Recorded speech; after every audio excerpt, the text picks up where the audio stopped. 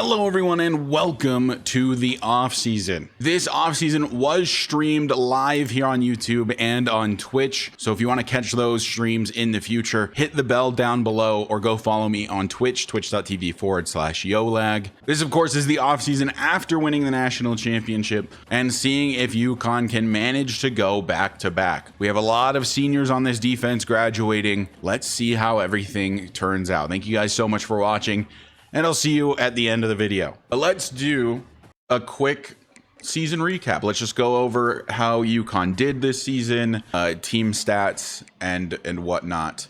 So first thing, let's just take a look at the team schedule. So I think it was a pretty easy schedule. I realized that we played SMU. I forgot that we played SMU and we kind of killed them. And they ended up as one of the 4 best teams in the country at the end. They were in the semifinal versus Georgia. But we started red hot, 38-0 against Syracuse, who has kind of been one of the main rivals of the series, stealing commits all the time. We narrowly sneak by Texas Tech, which is a victory that didn't actually age very well because they only finished 5-4 in the conference. And then just a bunch of wins. And then, of course, our only loss coming against UMass in a rivalry matchup. They make the come from behind victory in the 4th. That makes you think, how does UMass feel? They are the only team this season to beat the eventual national champions. So let's take a look at stats. How did everyone do this season? These stats are, of course, now very inflated because we played really 4 additional games with the Big 12 championship and the 3 playoff matchups. So John Pelchak, 4,700 yards is the new UConn single season record. 39 touchdowns, 15 interceptions. In the rushing game, Max Cadet does actually finish with over 1,000 yards thanks to the extra games. 1,200 on the dot for Max. 12 touchdowns. Did fumble a couple times. Tobin, I think, is going to declare for the draft. He is coming off of a 3rd place finish in Heisman voting and a national championship. He's a 94 overall receiving back. I think he's going to declare. I would be surprised if he sticks around. So I'm sort of preparing for him to not be here next season, which sucks. He does get over 1,000 yards receiving by quite a bit. So over a 2,000 yard season for Dorian Tobin. And yeah, I absolutely think he's going to declare. So I would genuinely be surprised if Dorian Tobin is still here in the start of year number 7. Dalton Schmizniak, the only other guy over 1,000, 64 receptions, 1,175 yards. He's such an elite route runner. He's at his ratings maximums. Unfortunately, I actually kind of anticipate that he's going to be jumped by a number of players in the depth chart. Tevin Madu, I feel like, really emerged as the true wide receiver 3 this year behind Tobin and Schmizniak. He's not a great route runner other than short. So depending on what his increases are next season, he's probably a slot guy, I think. Which he's actually at his caps as well right now. So he's not going to get a whole lot better than he is right now. The main guy that would be like at risk of taking over his role is Jeffrey Ritchie, because Jeffrey Ritchie has star development, first of all, and has some improvement. Not a ton, but some improvement. He could jump a couple of people. Terry Overhauser in the playoffs was insane. Really solid season for Terry Overhauser, but once again, this is a guy that is at his caps. He just isn't going to improve. He's got nowhere to go. He's an 80 overall. He is absolutely getting jumped by like a bunch of guys because we do have a lot of receivers. First of all, we have a couple of receivers coming in as true freshmen, but then we have a couple redshirt receivers that'll be like sophomores or redshirt freshmen next season that I think are just absolutely going to jump him. So unfortunately for Terry, I sort of think that he is a cut candidate. He's a guy that we might encourage to transfer. Really quiet year for Dan Sanders. I mean, after Terry Overhauser, it's just super quiet. I just don't use tight ends a lot, and we've never really had a really good one. So defensively, the leader in tackles was Byler, actually, a safety. He was so good in run support this year, all over the field. And our other leading tackler, Joshua Dora. And I feel like Joshua Dora really emerged as kind of a star of the defense late in the season. I'm really excited about him. He's also going to be a senior next season. What a year for Addison Biggs, man. I wasn't even going to start him. He ends up having an incredible year, wins best linebacker. 28 TFLs, does not lead the team, though, because Adonis Keough exists. 33 TFLs for Adonis Keough in only his sophomore season. 21.5 sacks for him as well, leads the team by a good margin. Johnny McNulty second on the team in sacks with 12.5. We love Johnny McNulty around here. Everyone loves him. He is graduating, will probably not be drafted. So he's just going on to be, you know, like an accountant or whatever somewhere. D'Angelo Townsend with 12 sacks. I feel like he was kind of quiet this year for being like a 90 overall. Obviously 12 sacks is not that quiet, but I guess, you know, when you're going up against Adonis Keough, who got 21 and a half, it's kind of crazy. Addison Biggs with 7 sacks as a linebacker. Incredible. Love to see that. He also got a pick this season. Byler with a couple interceptions. Byler really was just a menace. I mean, 127 total tackles, leads the team, 5.5 sacks and 2 picks as a safety. Just incredible year. A little bit of a down year for Joey Terrell. I think a lot of people would be calling him a Raheem Lovelace merchant because he was incredible under Raheem Lovelace last year in particular. He, of course, is graduating this year. And you know what? Now that we're looking at it, he actually was better this year, at least in terms of total tackles, than he was last year. But the TFL's numbers way down. Santos is an interesting one. I do feel like of the 2 top corners, he was better in run support. He was a better tackler typically, but he got burnt a lot. Did end up with 7 interceptions though, so I can't complain too much about that. George Kiki, I feel like really kind of emerged as the #1 coverage corner for us this season. He had 7 interceptions. He had 123 interception yards. I had no idea. Became the better of the 2 corners. Neither of them were particularly elite, though. Like, they got burnt a lot. I still can't believe that we got these guys in year 1 as 3-star gems that were both elite development. AJ Hepburn, just always a quality guy in the slot. Really good tackler. Helpful in run support. Had 9 TFLs this season, a couple sacks. 3 picks. Oh my God. So Dorian Tobin finished 2nd in Heisman voting. Adonis Keough finished 4th in Heisman voting. I don't know when he snuck onto this list, but he did. And he finished 4th.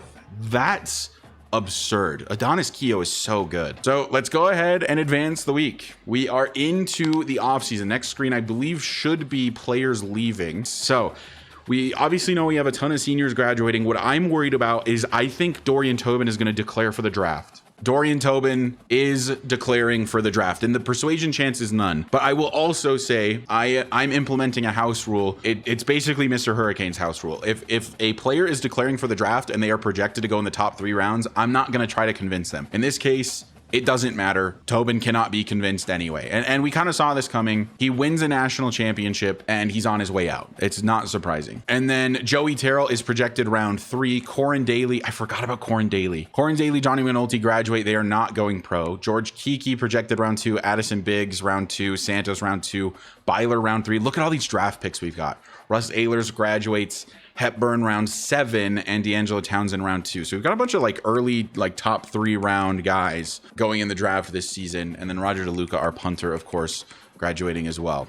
Yeah, just insane defense. Basically, that whole senior class for the defense is getting drafted.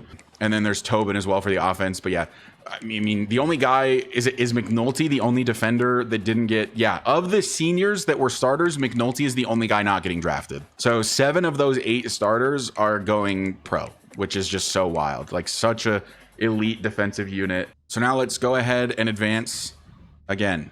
So here's the draft results. Dorian Tobin does go in the 1st, Townsend in the 2nd, Biggs in the 2nd, Terrell in the 2nd, Kiki in the 2nd, Santos in the 2nd. UConn dominates the 2nd round. Byler in the 3rd and Hepburn in the 6th. 8 total draft picks from UConn this season, all seniors except for Tobin, who was a junior. That means that the backfield next season is pretty much strictly max cadets. Okay, and now we are to the transfer portal. Things are a little interesting here. Because if we look at our current class, so we've recruited 21 of these 25, and 21 is already more than we need. So even with these recruits coming in, we're going to need to make some cuts regardless going into next year, just encourage some transfers. The only way I think we're taking anybody from the transfer portal is if they are just like super elite at a position we pretty desperately need. There's not really a position right now that we super desperately need help in. I think the position that comes closest to that is corner, being that we lost 3 seniors. Our 3 top corners were all seniors. And who knows how much development Katapano, Radovich, Duggan, Hogue, and Ndukwe are going to get. And then maybe offensive line, just because we've never really had like elite offensive linemen, and I don't think it ever hurts to get some depth there. Oh, a center. We have been really weak at center. Jalen Spanos.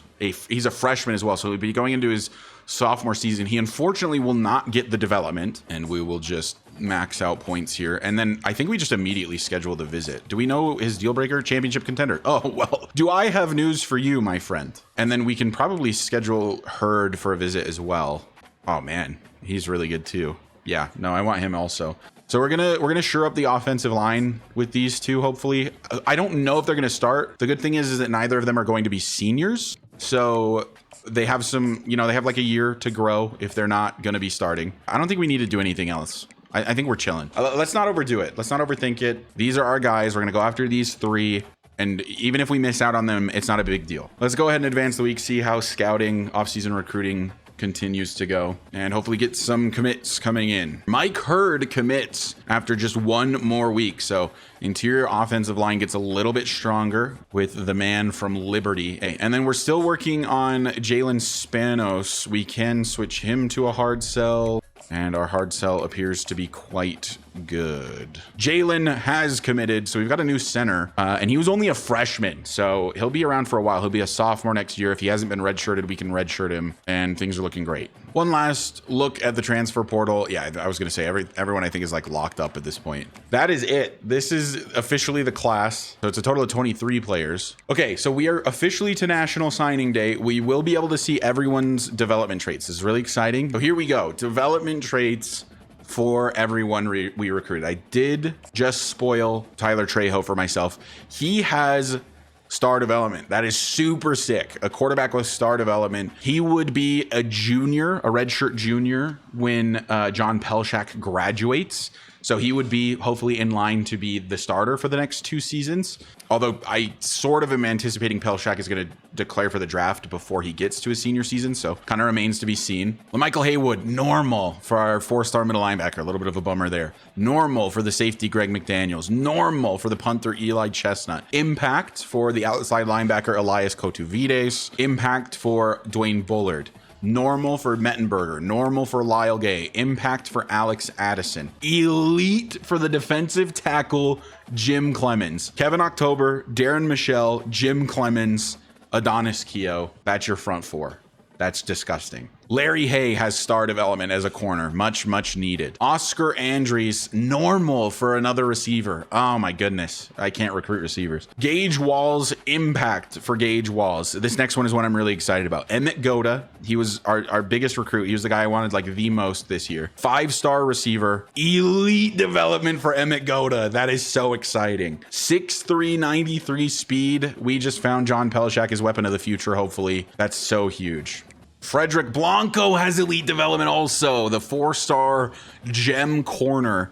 Elite development. Oh, dude, we fixed the cornerback room in just one recruiting class. Carl D'Imperio, star development for one of the middle linebacker recruits. Impact for Spencer McCartney. Ben Talbot is a guy I really like. Star development for Ben Talbot. John Akindele, star as a right end. Dude, this D-line. This D-line is so gross, and it's going to continue to be gross with guys like John Akindele. Keenan Beagle has elite development. Keenan Beagle, the quarterback, has elite development. Bro, I was just kind of recruiting him on the side the entire year. Like, I barely wanted him. He has elite development. Nobody else was pursuing this guy. Does he have terrible skill caps? Oh my God. Von Borden, star, an elusive back out of Ohio. He's exciting. 6'1", he's a big guy, 93 speed. And then these are the 2 transfers. Jalen Spanos has impact development. I will take it as a pass protecting center. And then impact for Mike Hurd. Here's the guys we missed out on. So I kept these guys on the board just because I wanted to see how good they really were. So this is Chris Demerit. We did not get him normal dev. a 4-star left tackle. Next is Leon Ansa. He does have star dev. Missed out on a star dev corner. That sucks. I did like Leon Ansa a lot. Matthew Kane has impact development. He's an athlete elusive back. And impact for Eric Soriano. Eric Soriano is a receiver I liked a lot because he's huge and he's fast. 6'4", 95 speed, 96 excel. Thank goodness it's not elite. I would have been so devastated. And then it's normal for Recksteiner, so we're all good. This is a really, really good recruiting class. I am absolutely excited. It's the #1 class in the country. After transfers, it is the #1 recruiting class in the country. That is the first time I've had that. The #1 class. Actually, while we look at best recruiting classes, let's see how other teams in the Big 12 did. So UConn had number 1. Kansas State continues to recruit really well. They have the number 13. Texas Tech 22, TCU 24. Some pretty good recruiting classes. Utah did not have a good recruiting class. They don't have a single 4-star. Oh my God, that's so bad for Utah. Okay, and now we get to do position changes. So there are some changes we might want to make. Did we have any athletes? We didn't have any athletes in this class. Okay, first of all, Dennis Colin's going back to the middle. He is the number 1 middle linebacker. He is the Raheem Lovelace. He is the Joey Terrell. He's the main man in the middle now. And then other than that, I don't know that there's a ton I want to change. What about Alex Fayad? Because he sucks. Interesting. He can play linebacker. He's also decent at corner and safety. He does have star dev. I think we move him to corner. All right, Alex, you're becoming a DB because pretty much otherwise you're getting cut. You might still get cut anyway. Count your days. I think we're good. I think this is the position changes. It is time to advance. See what kind of improvements this team sees going into year number 7. I'm excited. So here are the training results. Dennis Colin is a 95. Max Cadet's a 90. Oh my God, the jump Kareem Ursua took. Kareem Ursua went up 10. Okay, we're gonna go position by position. John is up to a true 86. His short accuracy is a 97. His medium's a 95. Oh my God, he's already the most accurate quarterback in the country. Oh, dude, John saw some significant accuracy improvements. Calvin Plummer, he jumped up a little bit. Lawrence Rogan saw some pretty good improvement, up to an 83. So Cadet is an 89. Ursua's an 89. Lambo's an 80. Bryant is a 75. Jalapio is a 74. Volk is a 69. Let's go to receivers. I knew Jeffrey Ritchie was going to jump everyone. I had a feeling. Oh, David Gastineau did finally go up. So here's the receivers. Ritchie, 84. Schmizniak, 82, which shouldn't have changed. Madu, 81, shouldn't have changed. Overhauser 80 should not have changed. Deese 80, Gastineau 79, Giordano 78, Skaggs 71. Skaggs is up to 97 speed. At tight end, oh dude, we still suck at tight end. Larry Vitale didn't improve at all. Randy Ty is now the number 1. He's a 76. Juan Beaver is a 77. Dan Sanders is a 75. Jay Joe is a 75. Charles Van Horn is a 75. Larry Vitale is a 74, and Mettenberger's a freshman, so we don't care. Juan Beaver, impact dev, he's capped. Dude, oh my God, our tight ends, they suck. He gets a plus 12, but now he's freaking capped. This is as good as it gets for Juan Beaver. I will say he's pretty fast. He's the fastest tight end we have. All right, moving on. Left tackle, top guy, Dom Osgood, 84. Ted Booth, 83. Jamichael Newton is an 82, and Greg Claypool is an 80. At left guard, Nolan Lindsay, 85. AJ Kunazik is an 82. Taekwon Zachary is an 81. DeAndre LaRue is a 78, and Gordon Hagens is a 72. All right, we're on to centers. We have so many guys in the low 80s. Leo Apple is an 81. Jalen Spanos, he wasn't on the team, we don't care. Bryce Suttle is an 80. He has elite dev. Wayne Rourke is a 78. I think he stayed mostly stagnant. And then Casey Nestrowitz is a 75. A subtle elite development. Oh, dude, I think we have to play him. The issue is, does he suck? Are his ratings bad? Okay, pass blocking. No, dude, he has to start. These ratings are way too good. They're too good to not start. All right, right guard. Oh, Dexter. Dexter with an 89 with the boosts. Don't hate that. Connor Clinton, 81. Tevin Dobbs, 81. Mike Hurd's an 86, by the way. And now right tackle, Manny Smith. Man, we still don't have any offensive linemen over 90. The offensive line is just it's been the bane of my existence this entire series. Manny Smith, 84. Quincy Hammer, 81. Frank Davis, 79. Deontay Garbutt, 80. And James Ford is a 78. Okay, Adonis did not take as much of a leap as I would have anticipated, but we're on to the defense. Adonis Keough is an 85. Isaiah Horner is a 79. Greg Bjornson is a 78. Kevin October also did not take as much of a jump as I would have hoped. Clyde Novak is an 88, a true 88. Darren Michelle is an 82. Ty Vick is an 81. Maka Gayton is a 77. Ty Vick with normal dev and at his maximums. So he is definitely a cut candidate. All right, Siaki Toole is the only outside linebacker we care about, 84. Dennis Colin, 93. David Sun, 81. Alan Rudock is a 79. Nick Alonso is an 83. Who is the second sub linebacker? I guess it's just Siaki Tool. All right, corners. Whoa! Look at Alex. Alex Fiad went from a 61 overall receiver to an 83 corner. He jumped 22 overall with the switch. His press sucks. 81 for Iosefa Duggan. Oh, dude, our corner situation is not great. 80 for Randy Radovich. 80 for John Catapano. 98 speed, by the way. Thea Ndukwe is a 79, and Bill Hogue is a 76. Here come the safeties. David Maddox, 84. Parker Sims, 83. Sims is in line to maybe be a starter with that type of speed. And a 98 zone coverage rating. That's gross. Sean Bosby is an 81. Then you got Nate Putu, who is an 84. Joshua Dora is an 83, and Justice Willis is also an 83. 95 play rec for Willis, 96 for Dora. You've got Tyreek Hollis. He jumped up to a true 80.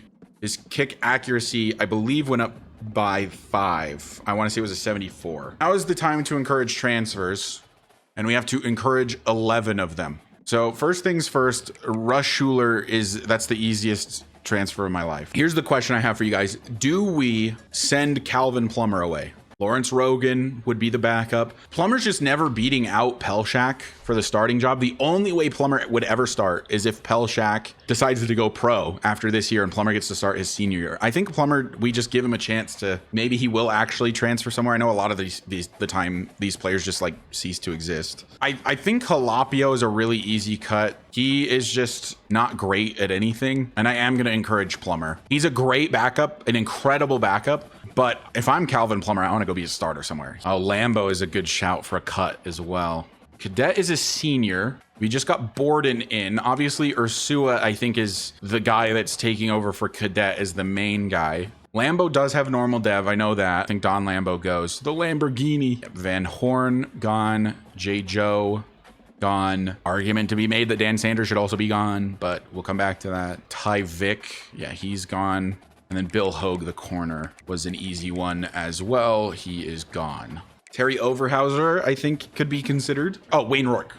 I don't know why I forgot about Wayne Rourke. Wayne Rourke was one of the freest ones, maybe the freest decision of the group. So 2 more. It wasn't Bjornsson was one that I think was pretty easy as well, right? Because like he doesn't have the same dev traits as Horner, Keogh, and a bunch of these other young guys. I think Bjornsson was a pretty easy one. Yeah, I think Overhauser's the most obvious one.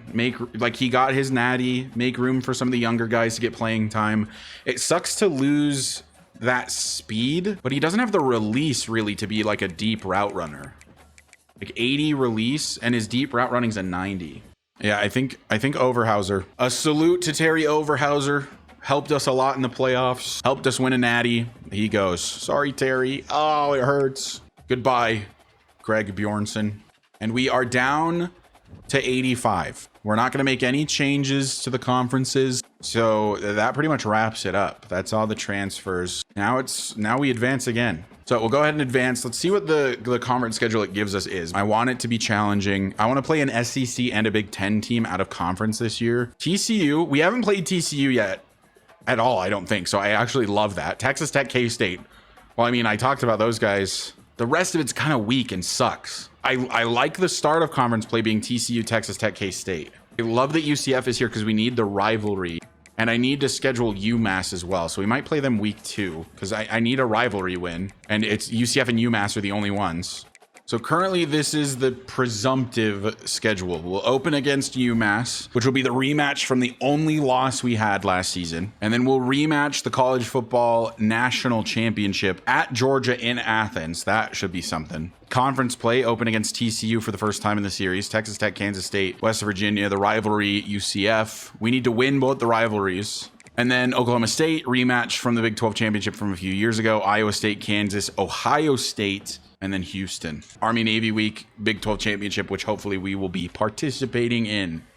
Boom. So we are now officially on to year number 7. And before I end the video, I do want to show you guys the depth chart heading into the season opener against UMass. Obviously, there is no question mark at quarterback. John Pelshak is the starter for as long as he is a Husky. At halfback, it'll be Max Cadet and Kareem Ursua, primarily Max Cadet as the lead back. Ursua will be used similarly to Dorian Tobin in sort of a utility role, so you'll see him in the backfield sometimes, and you will see him out as a receiver a lot of times. He is an incredible route runner with good hands. At wide receiver, the wide receiver one will still be Dalton Schmizniak. He is my security blanket, and he's the best route runner on the team. Jeffrey Ritchie is going to get his chance to be the wide receiver 2. Tevin Madu will be the wide receiver 3, and also Jeffrey Ritchie will be the slot wide receiver. At tight end, the number 1 guy is going to be Juan Beaver. He has really good speed and really good blocking ratings, so he's going to get his opportunity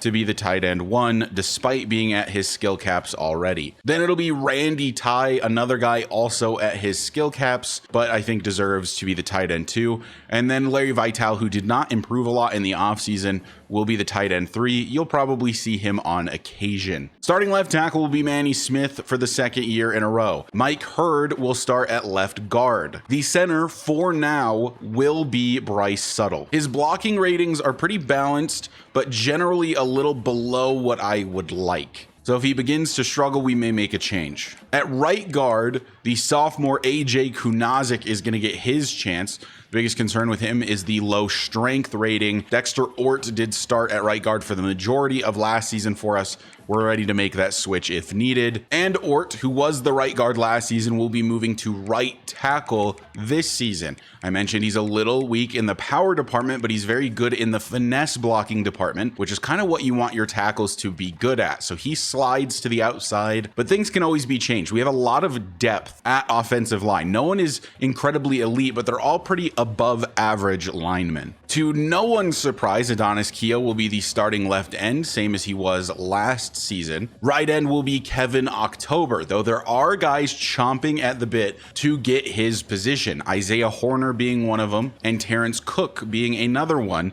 that could probably start if needed. October really came on strong at the end of last season and in the playoffs, and I think he absolutely deserves the chance to start, but just know that there are players that are looking to steal his spot. At defensive tackle will be the former transfer Clyde Novak, and then Darren Michelle as the DT2, and there's really no risk here of either of them losing their position. At left outside linebacker, it'll be Siaki Toole. He's a very prototypical linebacker for me, fast and with good coverage. Not to mention that he's one of the best tacklers on the team. He may in fact be the second sub linebacker to the middle linebacker, who is Dennis Colin. The backup middle linebacker is David Sun. He also has a chance to be the second sub linebacker. He has incredible play recognition at 94. The only issue is that he's not particularly fast, but is 83 speed enough? I'm not too certain. At right outside linebacker, it's the senior Nick Alonzo. Suataufa potentially looking to take over there, but he is a year younger. And corner is an extremely weird position for us right now that we're gonna have to play around with a lot. You might be wondering why Alex Fiad is not at the top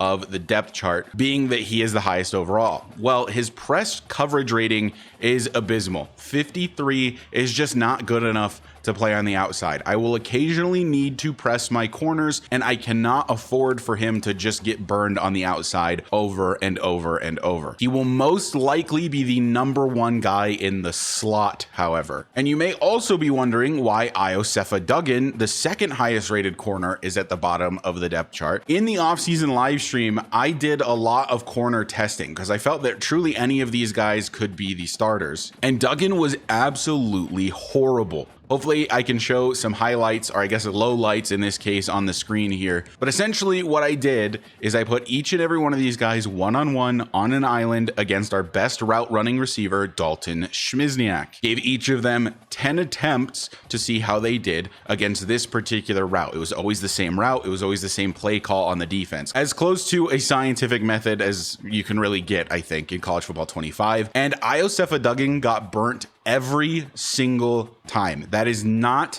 an exaggeration. He went 0 for 10. His coverage was horrible on every single play. And I think I'm attributing that to the low awareness plus the low play recognition being the primary issue for Duggan. But with him doing that poorly against Dalton Schmizniak, who in the grand scheme of college football is not one of the best receivers, I really had no choice but to leave him on the bench. If other people struggle, he may get his opportunity, but that's where he will sit for now. Corner is definitely the weakest point of this defense. And for now, the number one guy is going to be Atia Ndukwe. He has the highest awareness and play recognition combination. He's got good man coverage, but his zone is pretty bad. And then he has decent press. The CB2 will be Randy Radovich, and the CB3 will be John Katapano. We'll see how this plays out. I think the game against UMass will hopefully give us a better indication of where everyone should be, but we don't have a lot of time to figure it out because Georgia is week 2 on the calendar. At free safety, it'll be Parker Sims, who has 88 speed and 98 zone coverage. And at strong safety, it'll once again be Joshua Dora, who has the 95 zone coverage and the 88 speed. Nate Putu will still see the field a decent amount. That 96 play recognition does not go unnoticed. And then lastly, I will mention the preseason recruiting. This is what we've got going so far. This year, we are only graduating 11 players. There may be some transfers, there may be some people going pro, so 15 is about what is needed at the various positions. Halfback is becoming a need for us with Max Cadet graduating this year, but we do have a lot of guys on the team that I think can take over. Obviously, Kareem Ursua is only going to be a sophomore next season. He is the clear number one unless he decides to go pro. And then there's a number of needs defensively, specifically on the D-line where we currently lack a little bit of depth. But nothing is a ridiculously urgent need, maybe other than outside linebacker, where we've got Khalil Rabe as the number one option there. Khalil is more of a true pass rusher with the power rusher tendency type, and one thing I loved about him was the platinum quick jump. So he should get off the line very quickly, and with that 89 acceleration, I expect him to be very, very fast. Wide receiver was not a position I was looking to recruit, but just messing around in scouting, I found Lewis Norden, who has 98 speed. The number one guy on the board, though, is Anferni Cantrell, a left end out of Texas. He is a speed rusher with 87 finesse moves out the gate. He also has 86 speed off the edge, which is quite fast for an edge defender. Safety is also a need. Taylor Thrasher is our number one guy there. He has 93 speed and is a run support safety. Gives me Gerard Byler vibes for sure. And then there's Heath Muller as well, not as fast.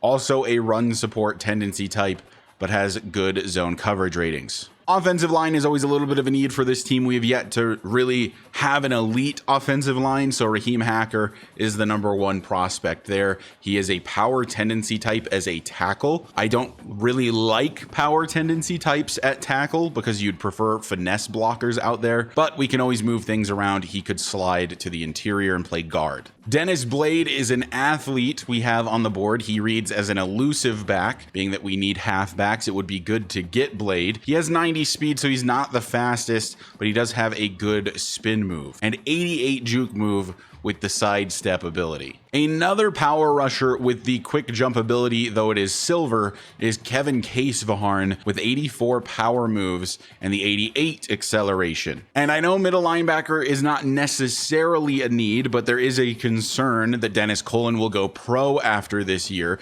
and will not stick around for his senior season. So we're going after Byron Harper, who is a pass coverage tendency type middle linebacker with 90 speed. Reminds me a lot of Joey Terrell. Another middle linebacker we're going after is four-star gem Tyree Welsh, who's a little bit faster, also pass coverage tendency type. And now we have another athlete, Max Lamb. He is a scrambler archetype quarterback with 92 throw power and 84 speed. And then maybe my favorite recruit for the season is Dalton, an elusive back from Miami with 94 speed. He doesn't have really any physical abilities. He's not a gem, but how can you not pursue a guy named Dalton?